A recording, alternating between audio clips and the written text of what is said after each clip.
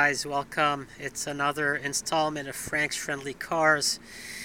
We're looking at the transmission oil pan of a 2005 Pontiac 5. Here's the car right here.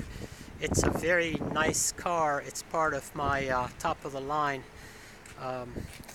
group of cars that we started adding in the last year or so. This transmission oil pan fits under the transmission like this, and I'm going to show you where as I go under the car in a moment. And its job is to hold the transmission oil. Now you can see that this poor transmission oil pan has had a little problem. There's been impact here, and it's been opened up like a tin can by a can opener right here. You can see this hole, and all of the transmission oil, of course, drained right out of this car.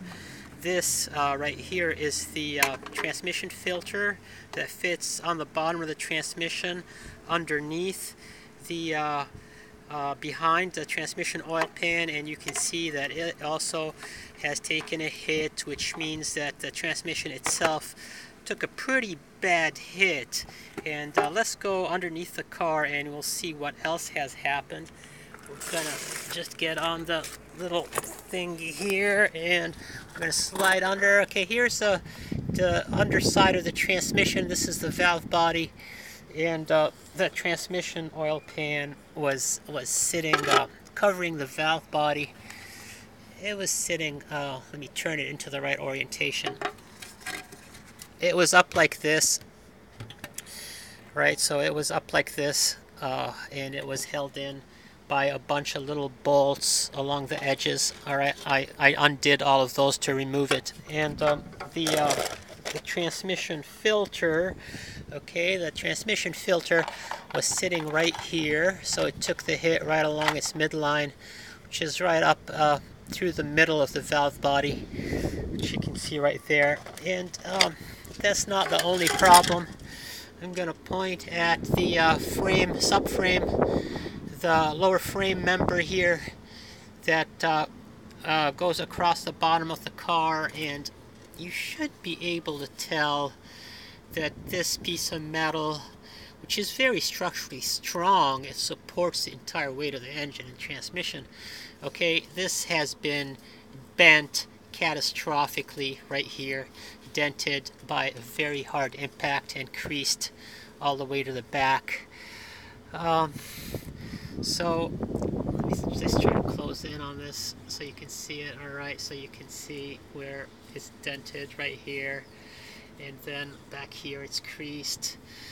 So this lower control arm, I'm not able to determine fully what happened. Alright, so here's the frame member here, here's a control arm, and down here it looks like there may have been some impact on the lower control arm too. But in fact, yeah, if I look over at the other control arm, it doesn't have this indentation. Alright, so the control arm is also damaged. And at this point, you might be wondering, how did this happen?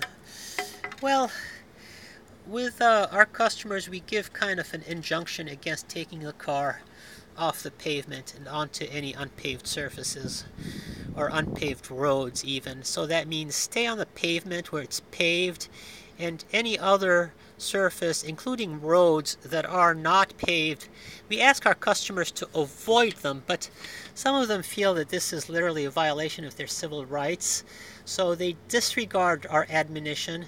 They disregard the begging, the pleading, the cajoling, and the threats that we make in asking them to stay on the pavement, and then they go off the pavement where stuff like this can happen, and it does happen.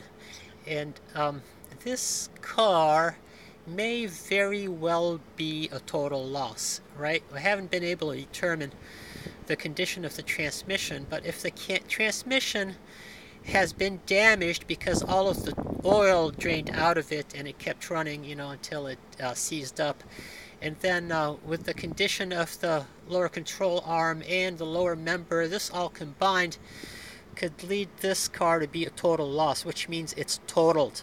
That means that the cost of repair exceeds the value of the car. And guess what is going to happen? The customer who did this is going to have to pay for it.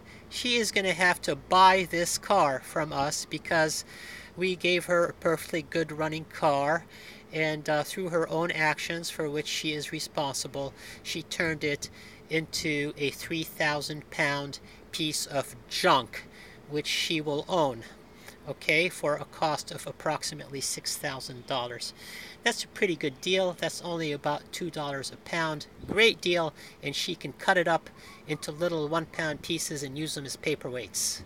Alright guys, thanks for watching another little installment of Frank's not so friendly cars today, but hey, we all have our up days and our down days. Bye bye.